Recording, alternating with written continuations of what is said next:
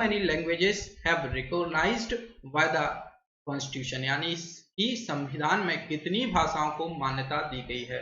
तो टोटल जो मान्यता दी गई है 22 भाषाओं को मिली है। तो ये जो इमेज में दिख रही हैं ये हैं 22 भाषाएं, जिनमें कौन कौन सी हैं? असमीज, बंगाली, गुजराती, हिंदी, कन्नड़, कश्मीरी, कोंकणी, मलयालम, मणिपुरी, मराठी, नेपाली, उड़िया, पंजाबी, संस्कृत, सिंध, तमिल, तेलुगु, उर्दू, बोडो, सांथाली, मैथिली और डोगरी। तो ये 22 भाषाओं को मंजूरी दी गई है। साथ ही में आर्टिकल 343 क्या कहता है? Indian constitution state that official language of the union is Hindi in Devanagari script, यानी कि भारतीय संविधान के अनुच्छेद 343 में कहा गया है कि अंग्रेजी का विस्तार करने के बजाय संघ की राजभाषा हिंदी होगी और वो भी देवनागरी लिपि में होगी। पर एक बाद में क्या होता है? कॉन्स्टिट्यूशनल अमेंडमेंट आता है, उसमें कहा जाता है द ऑफिशियल लैंग्वेज एक्ट 1963 आता है और उसमें कहा जाता है कि भारत सरकार में हिंदी के साथ साथ अंग्रेजी को जारी रखने की अनुमति दी गई है जब तक कि विधान इसे परिवर्तित करने का निश्चय ना करे। तो इस तरह से ये जो आर्टिकल 343 है इसके जरिए अंग्रेजी को भी बढ़ावा मिला गया है और उसको कहा गया राजभाषा अधिनियम 1963, यानी कि संवैधानिक जो संशोधन हुआ था उसको बोला गया द ऑफिशियल लैंग्वेज एक्ट 1963। तो सी इस क्वेश्चन का हो जाएगा राइट आंसर। नेक्स्ट क्वेश्चन की तरफ बढ़ते हैं। As we all know, child labor is totally banned in India according to Article 24. As per the child means a person who has not completed, यानी कि जैसा कि हम सभी जानते हैं कि भारत में बाल श्रम पूरी तरह से प्रतिबंधित है। अनुच्छेद 24 के अनुसार बालक का अर्थ है एक व्यक्ति जो पूरा नहीं हुआ है। बालकों के नियोजन को प्रतिरोध किया गया है, यानी कि उनको रोका गया है। 14 वर्ष से कम आयु वाले किसी बच्चे को कारखानों, मिल्स या अन्य किसी जोखिम भरे काम पर नियुक्त नहीं किया जा सकता। यानी कि रोकथाम कहाँ की गई है? जो employment of children below 14 years age of in factories, mines etc, इसको चाइल्ड लेबर कहा जाएगा। तो ये इसका राइट आंसर क्या हो जाएगा? वो अपनी 14 साल को पूरा नहीं किया हो उसको बोला जाएगा चाइल्ड लेबर, यानी कि ए इसका हो जाएगा राइट आंसर। और इसको देखेगा कौन? इसकी निगरानी कौन करेगा? उसकी निगरानी करेगा NCPCR, यानी कि national commission for protection of child right.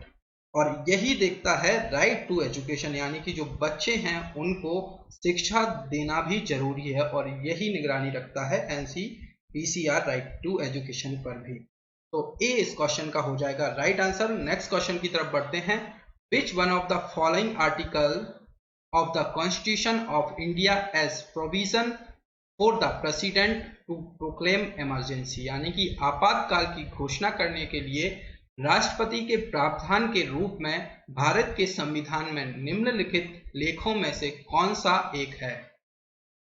अब इंडिया में 3 तरह की इमरजेंसी हैं। प्रोक्लेम इमरजेंसी, जिसको कहा जाता है नेशनल इमरजेंसी या फिर राष्ट्रीय आपात, जो कि आर्टिकल 352 में है। राष्ट्रपति शासन यानी कि प्रेसिडेंट रूल, जो कि आर्टिकल 356 में है, जिसको कि स्टेट इमरजेंसी भी कहा जाता है। और साथ ही में फाइनेंशियल इमरजेंसी यानी कि वित्तीय आपात, ये है आर्टिकल 360 में। तो ये जो 352, 356 और 360 चार का गैप है। पहले आता है प्रोक्लेम इमरजेंसी, जो कि आर्टिकल 352 है, जिसको कि नेशनल इमरजेंसी भी बोला जाता है। फिर आता है 4 छोड़ने के बाद 356, आर्टिकल 356, जो कि राष्ट्रपति शासन यानी कि प्रेसिडेंट रूल या फिर स्टेट इमरजेंसी इसको बोला जाता है। फिर आता है 360, जिसको कि बोला जाता है फाइनेंशियल इमरजेंसी, आर्टिकल 360। तो राइट आंसर हो जाएगा प्रोक्लेम इमरजेंसी है आर्टिकल 352 में। अब ये राष्ट्रीय यानी कि नेशनल इमरजेंसी, प्रोक्लेम इमरजेंसी होता क्या है ये जान लेते हैं। यानी कि अनुच्छेद 352 में क्या है? इसकी घोषणा निम्नलिखित में से किसी भी आधार पर राष्ट्रपति के द्वारा की जाती है। वो आधार क्या होगा? एक तो युद्ध हो, या फिर बाह्य आक्रमण हो, या फिर सशस्त्र विद्रोह हो, यानी कि कोई जो शक्ति का विद्रोह कर दे, यानी कि जो जो हथियारों के थ्रू विद्रोह कर दे। तो ये 3 बेसिस पर ये जो है नेशनल इमरजेंसी लगाई जा सकती है। अब इसमें है क्या क्या और ये कब कब लगी है, इसके बारे में हम जान लेते हैं। तो अनुच्छेद 352 यानी कि आर्टिकल 352 के अधीन बाह्य आक्रमण के आधार पर आपात की प्रथम घोषणा यानी कि फर्स्ट टाइम ये आपात लगा था चीनी आक्रमण के समय 26 अक्टूबर यानी कि 26 अक्टूबर 1962 को की गई थी, और यह उद्घोषणा यानी कि जनवरी 10, 1968 को वापस ली गई थी। यानी कि फर्स्ट टाइम इसको यूज किया गया था 26 अक्टूबर 1962 को, और वापस लिया गया था 10 जनवरी 1968 को। दूसरी बार आपात की उद्घोषणा 3 दिसंबर 1971 यानी कि 3 दिसंबर 1971 को पाकिस्तान से युद्ध के समय की गई थी, जो कि बाह्य आक्रमण के आधार पर था। और तीसरी बार राष्ट्रपति आपात की घोषणा 26 जून 1975 यानी कि 26 जून 1975 को आंतरिक गड़बड़ी की आशंका के आधार पर जारी की गई थी, जो कि इंदिरा गांधी जी के टाइम पर हुआ था। और फिर दूसरी तथा तीसरी उद्घोषणा को मार्च 1977 ईस्वी में वापस लिया गया था, यानी कि 1977 में इसको वापस लिया गया था। तो ये था आर्टिकल 352 जो कि प्रोक्लेम इमरजेंसी यानी कि नेशनल इमरजेंसी था। तो ए इसका हो जाएगा राइट आंसर। नेक्स्ट क्वेश्चन की तरफ बढ़ते हैं। Scheduled 9th of the Indian constitution deals with, यानी कि भारतीय संविधान की 9वीं अनुसूची के अनुसार क्या हुआ है। इसमें 9वीं अनुसूची जो भी शेड्यूल था, 9th शेड्यूल था, उसमें कहा गया कि जमींदारी सुधार और जमींदारी उन्मूलन से संबंधित राज्य विधानसभाओं के कुछ कार्य और नियम, यानी कि certain acts and regulations of state legislatures dealing with land reforms and abolition of जमींदारी। तो इसमें जमींदारी सिस्टम को हटा दिया गया था शेड्यूल 9th में। तो सी इसका हो जाएगा राइट आंसर। नेक्स्ट क्वेश्चन है the method of constitution amendment is provided in, यानी कि संवैधानिक संशोधन की विधि इस पर है। तो हमने बात की थी कि जो संविधान में संशोधन होंगे यानी कि अमेंडमेंट होंगे वो आर्टिकल 368 के अकॉर्डिंग होंगे। और इसमें क्या होगा, जो आर्टिकल 368 है, संसद को संविधान के किसी भी भाग का संशोधन करने का अधिकार दिया गया है। तो हमने बात की थी कि जो हमारा जो संविधान है, कॉन्स्टिट्यूशन है, वो फ्लेक्सिबल है। फ्लेक्सिबल इसको इसी लिए कहा गया था क्योंकि ये अमेंड हो सकता है, यानी कि आर्टिकल 368 को जो पार्लियामेंट है उसकी कंडीशन को फुलफिल करे और कुछ भी अमेंडमेंट कर सकता है। पर रिजिड इसलिए बोला गया था कि some provisions can never be change, जैसे कि जो सुप्रीम कोर्ट है वो बेसिक स्ट्रक्चर है उसको, यानी कि बेसिक ढांचा है उसको नहीं बदल सकता है। तो जो हमने उसको फ्लेक्सिबल कहा गया था तो आर्टिकल 368 को देखकर ही कहा था। तो सी इसका हो जाएगा राइट आंसर। जो कॉन्स्टिट्यूशनल अमेंडमेंट होते हैं वो आर्टिकल 368 के अकॉर्डिंग होते हैं। नेक्स्ट क्वेश्चन है part 3 of the constitution of India relates to, यानी कि भारत के संविधान का भाग 3 किससे संबंधित है। अब जो हमारा फंडामेंटल राइट है यानी कि मौलिक अधिकार है, ये है आर्टिकल 12 से 35 तक।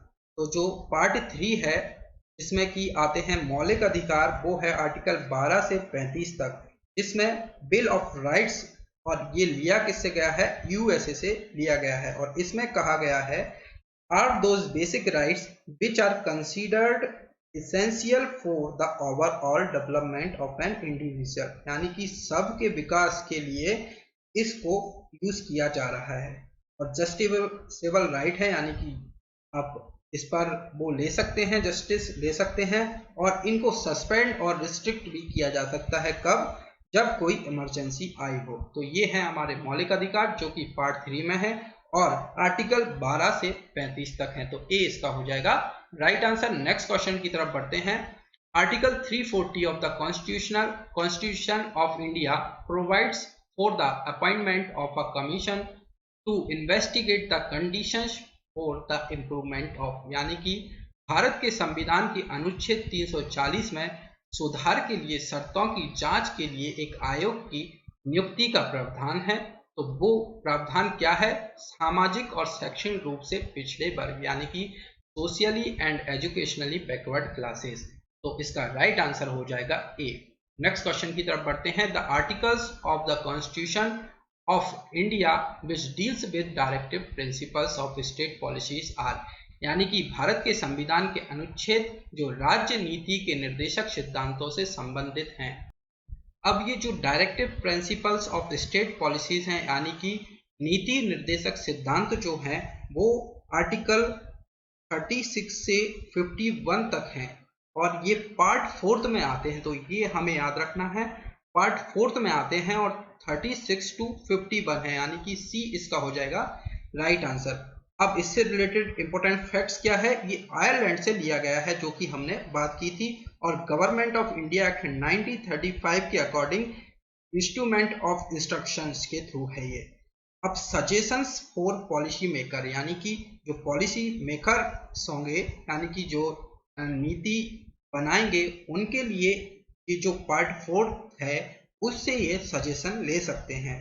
और ये जो while making any policy follows these principle, यानी कि कोई भी आप पॉलिसी बनाते हैं, नीति बनाते हैं, उसको इन प्रिंसिपल्स के थ्रू आप जाइए और सबका समान रूप से देखभाल करते हुए आप प्रिंसिपल्स या पॉलिसीज बनाइए। अब हमने जो बात की थी जो फंडामेंटल राइट्स हैं यानी कि मौलिक अधिकार हैं, ये जस्टिसेबल राइट्स है यानी कि न्यायोचित अधिकार है, पर ये जो directive principle of state policy है ये नॉन जस्टिसेबल है यानी कि न्यायोचित अधिकार ये नहीं है। सोशियो इकोनॉमिक राइट्स है, ये टाइम एंड मनी से रिलेटेड है और एस्टेब्लिश क्यों किया गया है इसको?